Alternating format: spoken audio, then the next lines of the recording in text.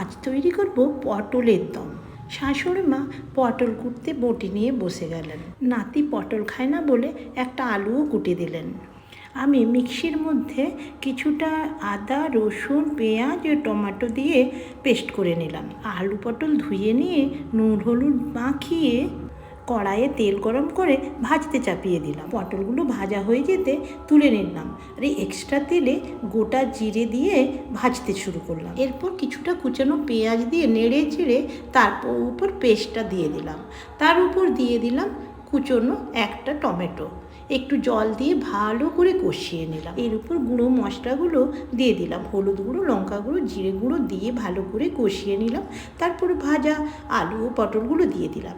তারপর ভালো করে নেড়ে চেড়ে একটু জল দিয়ে দিলাম। এরপর ঢাকনা দিয়ে একটু সেদ্ধ করে নিলাম। তারপরে গরম মশলা দিয়ে নেড়ে চেড়ে নামিয়ে দিলাম। হয়ে গেল পটলের দম।